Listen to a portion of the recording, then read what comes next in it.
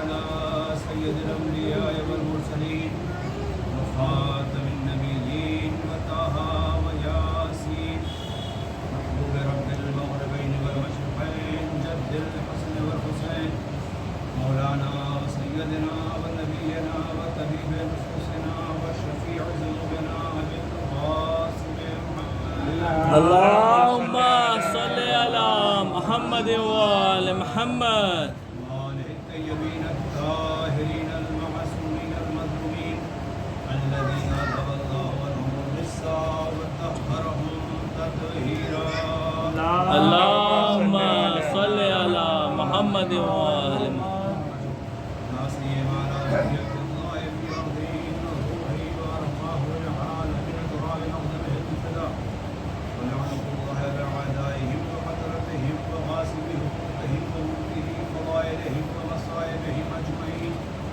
من يوم عداوتهم إلى قيام يوم الدين آمين يا رب العالمين. أما بعد فقد قال الله سبحانه وتعالى في كتابه المجيد وفرقانه الحميد وقوله الحق بسم الله الرحمن الرحيم واتقوا من يدعون إلى الخير ويأمرون بالمعروف وينهون عن المنكر وأولئك هم المفلحون.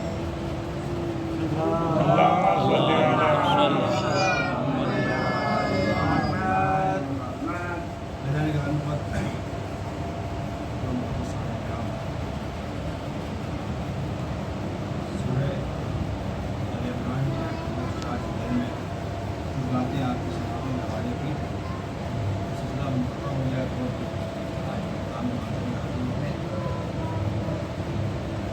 خدا بندی ہے وقت تک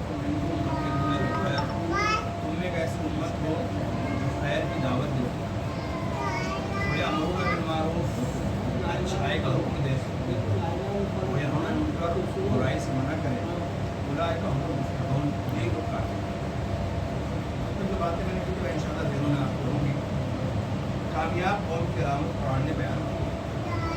کامیاب امت کامیاب گروہ کامیاب قوم وہ ہے جو خیر کی دعوت دیتی ہے اور اچھائی کا حکم دیتی ہے برائی سے منع کرتی ہے. اور ساری باتوں کو چھوڑتے ہوئے صرف اتنا کہنا چاہوں گا جب بات امر بالمعروف یعنی منکر کی آتی ہے تو اس سے ہم ذرا کربلا سے جوڑ کر کے دیکھیں علم ہو جائے گا کہ امام حسین علیہ السلام نے جس وقت انکار بیعت کیا اور انکار بیعت کے بعد مدینہ چھوڑنے کا ارادہ کر لیا تو اہل مختلف لکھتے ہیں کہ پیغمبر اسلام پر آئے اور شب میں مناجات کی اور دعائیں کی. اس دعا کے اندر فقرہ کہا تھا پروردگار تو جانتا ہے انی احب المعروف وانکر المنکر. مرد بیان تھا کہ ہمیں معروف محبت ہے معروف سے پسند ہے معروف سے عقیدت ہے میں اچھائیوں کو پسند کرتا ہوں تو منکر المنکر اور برائیوں سے نفرت کرتا ہوں.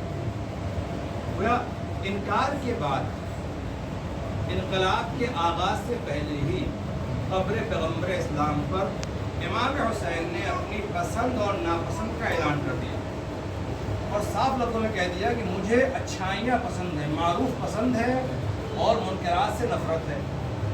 تو جتنے بھی مولا حسین کے چاہنے والے ہیں تو انہیں بھی عشق حسین کی بنیاد پر اچھائیوں سے محبت ہونی چاہیے ہو جانی چاہیے. سلوات پڑھ دیں اللهم صل على محمد وآل محمد. اپنا غوری کے صاحبان فہم ہے خاص مجمع لہذا یہاں سے بات کرنا چاہوں گا. اچھائیاں کرنا اور برائیوں سے بچنا یہ الگ مسئلہ ہے اور اچھائیوں سے محبت کا ہونا اور برائیوں سے نفرت کا ہونا یہ الگ مسئلہ ہے. یہاں تک بات کرنے اور بچنے کی آتی ہے تو کبھی کبھی یہ ممکن انسان کو اچھا کام اس لیے کر رہا ہے اسے سماج میں منہ دکھانے والی بات ہے. چار نقطہ لحاظ ہے برادری میں رہتے ہیں اچھا نہ کہنے لوگ کیا کہیں گے. یہ لوگوں کی وجہ سے ہو سکتا ہے دونوں ہی ہو سکتا ہے امکان ہے. برائی سے بچنا بھی کیفیت ایسی ہے کہ میں اپنے آپ کو بچا رہا ہوں. بھائی چار لوگ مجھے پہچانتے ہیں کچھ کروں گا لوگوں یار وہاں وغیرہ ایسے حرکت کر رہے ہیں تو لوگوں کے خوف سے برائی سے انسان بچ سکتا ہے اور لوگوں کو دکھانے کے لیے اچھائی کر سکتا ہے.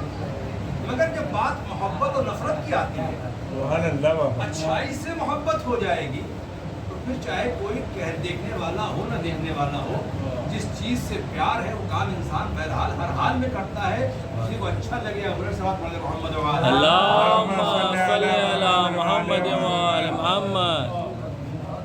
اور جس چیز سے نفرت ہو جاتی ہے، آپ کوئی دیکھنے والا ہو چاہے نہ دیکھنے والا ہو. میں مثال دیا کرتا ہوں صاحب، اگر آپ کو اسی گلاس کے اندر مٹی ملا کے پانی ملا کے دے دو، آپ پی لیجیے اس کو، پی لیں گے آپ؟ نہیں پئیں گے. جائیے کونے کمرے میں پی لیجیے، جہاں اندھیرا ہو وہاں جا کے پی لیجیے، کوئی نہیں دیکھ رہا جا کے اکیلے میں پی لیجیے. نہیں پئیں گے آپ. کوئی نہ دیکھنے والا ہو، تنہا ہو، بالکل اکیلے ہو. کیوں؟ جو شے ملی ہے اس ملے ہوئے پانی سے آپ کو کراہیت اور نفرت ہے. جب کسی شے سے خود نفرت ہو جاتی ہے تو کوئی دیکھنے والا ہو چاہے دیکھنے والا نہ ہو، انسان خود اپنے آپ کو اس سے بچا لے. سبحان اللہ، سبحان اللہ. امام حسین نے نہیں برائی سے بچتا ہوں، کہ مجھے برائیوں سے نفرت ہے. انکر المنکرا. اب ایک بات تو میری بات ہے کہ اس کیفیت میں اپنے آپ کو پہنچایا جائے کہ ہم برائیوں سے نفرت کرنے لگے. جب نفرت ہوگی تو خود کراہیت ہوگی، آپ کام کرتے ہوئے جب کیفیت ہوگی انسان. اور دوسری بات یہ ہے کہ اگر عشق امام حسین ہے تو ہمیں امام کی پسند اور ناپسند کا لحاظ رکھنا چاہیے. تیسری بات یہ ہے کہ اگر امام حسین کو برائیوں سے نفرت ہے، اللہم صلی علی محمد وآل محمد، تو پھر جو آدمی اپنی زندگی میں وہ برائیاں انجام دے رہا ہو، کیا اس سے امام کو محبت ہو سکتی ہے؟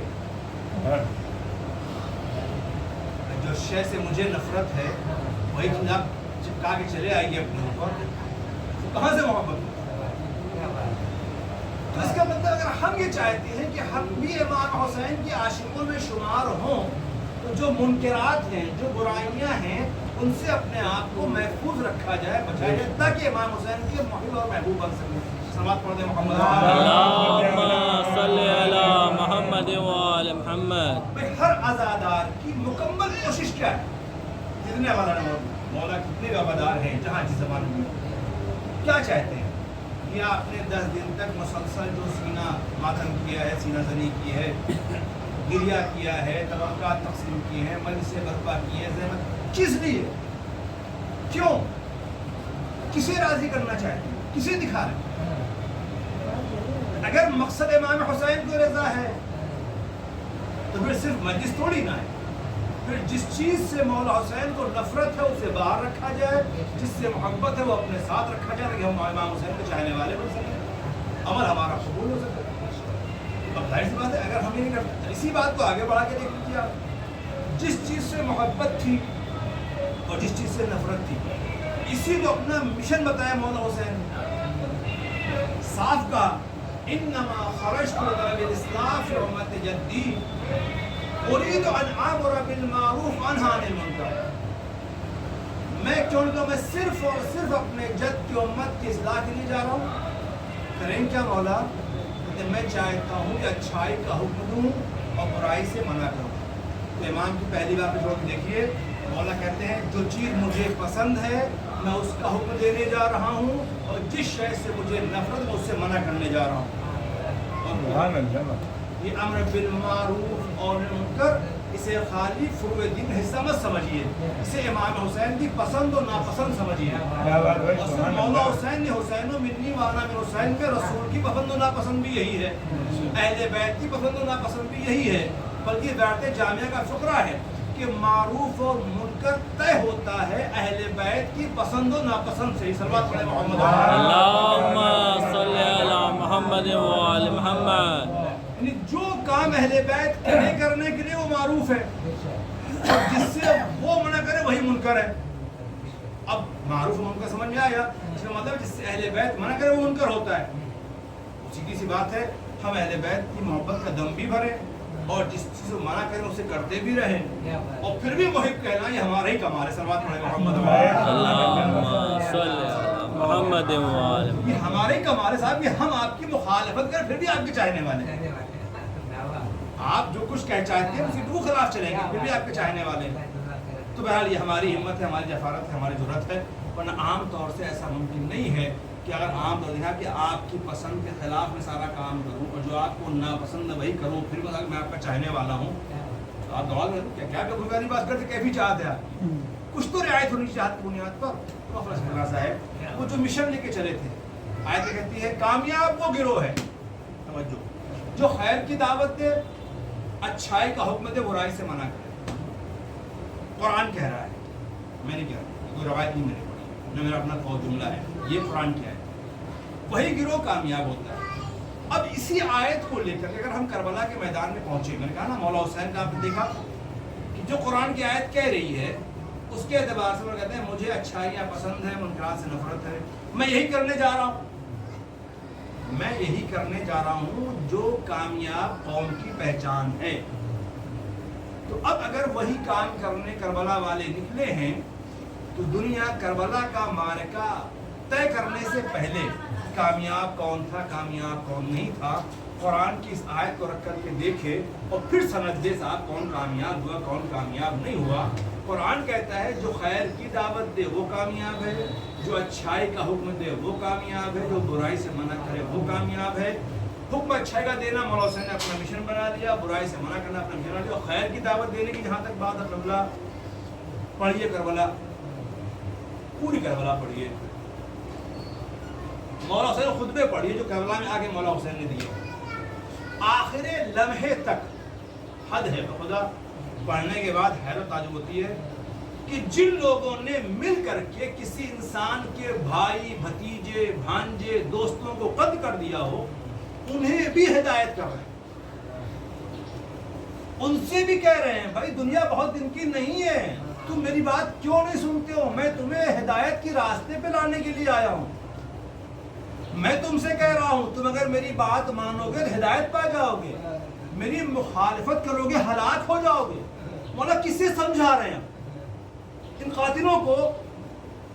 شاید امام آواز نادان، میں تجھ جیسا نہیں، میں منصب امامت پر آیا، فریضہ امامت ہے کہ آخر لمحے تک ہدایت کے فرائض کو انجام دیتا رہے۔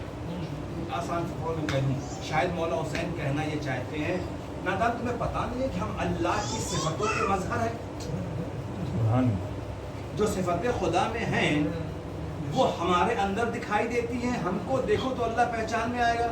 مولا مطلب سیدھا سا ہے، اگر آپ کے ذہنوں میں واقعہ ہو جب جناب موسیٰ نے اللہ سے کہا تھا مالک یہ فرعون جو اپنے آپ خدا بنا کر رہا ہے اس کا رزق بند کر دے، کیا ہوگا؟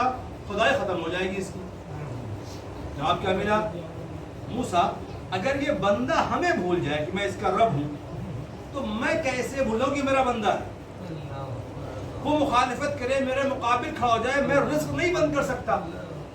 شاید آقا اسے بتانا چاہتے ہیں ٹھیک ہے وہ قاتل ہے میرے عزیزوں کا، میرے بچوں کا، مگر میں امام ہوں، وہ بھول جائے کہ میں امام ہوں، پر میں کیسے بھولوں کہ میں امام ہوں، ماموں میں میری امت کا ہے، مجھے ہدایت آخر لمحے تک کرنی ہے، جہنم کی آگ سے بچانا امام کی ذمہ داری ہے، وہ آخری موڑ تک، آخری لمحے تک۔ اب سے باز آ جاؤ، اب سے میری بات سن لو، اب سے آ جاؤ، ہدایت پا جاؤ گے، اب بھی ہدایت ملنے کے امکان ہے۔ اللہ نے محترم اب غور کیجیے گا اس آیت کے اعتبار سے دنیا کچھ بھی کہے، آیت کہتی ہے حسین کامیاب، حسین نے خیر کی دعوت بھی دی ہے، حسین نے اچھائی کا حکم بھی دیا ہے، برائی سے منع بھی کیا ہے، تو حسین والے ہی کامیاب ہیں، حسین کی قوم کامیاب ہے۔ مگر یہ کامیابی کا مفہوم تھوڑا سا بدلا ہوا ہے، اہل دنیا کی نظر میں گلا کاٹنے والا کامیاب ہوتا ہے، اہل دنیا کی نظر میں اپنے مخالف کو قیدی بنا لینے والا کامیاب ہوتا ہے، اللہ کی نظر میں اپنے مقصد کو پا لینے والا کامیاب ہوتا ہے۔ یہاں سر کٹا کے فتح کرنے والے لوگ موجود تھے، گلا کٹایا ہے مگر فاتح رہے ہیں، کہتے ہیں کہ خنجروں پر لہو نے فتح پائی ہے، فطرت پر تربیت نے فتح پائی ہے، اور فتح ایسی ہے میں کیا کہوں، آج 12 محرم ہو گئی، حسین اس مسئلہ اور بھی لاشوں اور بھوکے پیاسے رہ کر کے اٹھا یہ بدارو آپ نے روز عاشورہ مصائب سن لی، میں مولا کے ہاتھ نہیں پڑھا ہوں، بس اتنا کہنا چاہوں گا कि रोज़ आशूर जितनी मुसीबतें पड़ी उन सब मुसीबतों में जनाब ज़ैनब बराबर की शरीक थी। मौला हुसैन लाशें लाते थे, जनाब ज़ैनब गिरिया करती थी, भाई को दिलाफा देती थी, ख़वातीन को संभालती थी। अल्लाह जाने जनाब ज़ैनब में इतना सब्र क़ुव्वत कहाँ से आया और किसने दिया कि वो बहन इस हद तक सब्र कर गई कि उसके सामने उसका हुसैन जैसा भाई ज़िबा कर दिया गया। अपने आप को संभाले हुए ये शहबाज़ी ज़ैनब जिस हुसैन से चल जुदाई बर्दाश्त नहीं हुई, वो हुसैन आपके सामने ज़ेर खंजर ज़िबा किया जा रहा है, आप जिंदा कैसे? शायद शहबाज़ी आवाज़ ना अगर भैया की अमानतें संभालना ना होती ना ज़ैनब मर गई। मगर अब भैया के मिशन को शाम तक पहुंचाना है। ये सोमवारों इतना भी चल सकता है, सुन लो आशूर तक जनाब ज़ैनब शरीक है गम में। मौला असर आशूर के बाद जो मुसीबतें पड़ने वाली थी ना उसमें शहबादी ज़ैनब तन्हा हो गई। अब ना अब्बास जैसा भाई है, ना हुसैन जैसा बरादर है, ना अकबर जैसा भतीजा है, चार वजह से बेटे रह गए, वो सारे मक्तल में शहीद हो गए। ज़ैनब यफ़क़ो तन्हा हो गई। ये बदर बस कम करती मैंने गुफ्तगू वो सुकून नमूदार हुई इसे 11 मुहर्रम मैं नहीं जानता, बस आए महसूस कर सके रोने के लिए काफ़ी होगा। एक बहन के भाई की लाश दफन नहीं हुई है, मक्तल में उरिया पड़ी हुई है और उस बहन को अपने उस भाई की लाश के पास से गुजरना है और अपने भाई की लाश पे चादर भी नहीं डाल सकती। मुझे नहीं पता बहन कैसे गुजरेगी और बहन कैसे वहां से जाएगी। हाँ बदर करके देख सको तो कर लो। एक बहन के भाई की लाश है, एक बेटे के बाबा की लाश पड़ी हुई है, कहीं अकबर की लाश, किसी माँ के बेटे की लाश पड़ी हुई है। लाशें दफन न हुई हो तो वरसा कैसे गुजर जाएगी? लाशें मक्तब में उरिया छोड़ कैसे वरसा करबला से गुजरे? आज इतनी सदी के बाद शायर जब करबला जाता है तो करबला से निकलना नहीं चाहता।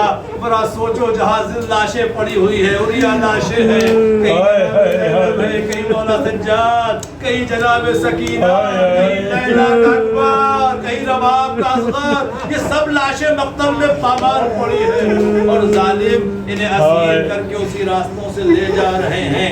या बदारो फवायद की फुफरे ये हैं, जनाब सज्जाद ने जिस वक्त अपने बाबा की लाश देखी, मैं कैसे कहूँ, महसूस कर सके तो कर ले। अगर सिर्फ लाश होती तो शायद कुछ सब हो जाता, अगर सिर्फ लाश नहीं थी, जिस पर तीरों का निशान था, घोड़े की टापों से जिस पामाल किया जा चुका था, बदन से सर कलम किया जा चुका था, सर जुदा हो चुका है, लाश पामाल हो चुकी है, तीरों से छलनी है, जालिमों ने बदन से लिबास भी उतार लिया है। उड़िया लाशा किसी बाप का पड़ा हो, इस तरह से खाक व खून में गलता पड़ा हो और बेटे को इतनी मोहब्बत ना हो कि वो अपने बाप के बदन से गर्द साफ कर सके। कफन देना तो बहुत दूर की बात है, उसका मरहला तो बहुत दूर का है, इतनी इजाजत न होगी अपने बाप के जिस्म से गर्द साफ कर सके, लहू पोंछ सके। ऐसा बेटा मर ना जाए तो क्या करे? रवायत कहती है मौला सज्जाद ने मंजर को देखा, चेहरे का रंग बदला, ऐसा लगा अभी रूह निकल जाएगी। जनाब ज़ैनब ने महसूस किया, एक मर्तबा अपने आप को ऊंट की बुलंदी से गिराया। अल्लाह अकबर, हाथ पसे गर्दन बंधे थे, बंधे हाथों से शहजादी ज़ैनब ऊंट की पूंछ से ज़मीन पे आई। दिला चाहता है मौला अब्बास से कहूँ, आका बाजू कटा करके घोड़ों से आप गिरे थे, जाने बंधा के ज़ैनब ऊंट की पूंछ से ज़मीन पे आई है। ए बेटा सज्जाद, क्या तुम भी हमें छोड़ जाओगे? बेटे ने बड़ा जी टुकड़ा गायब भी अम्मा, इतना बताओ बेटा जिंदा कैसे रहे? इसके सामने बाप की मैयत पड़ी हो, बेटा अपने बाप को दफन न कर सके, हाथों में हथकड़ी, पाँव में बेड़ी। सज्जाद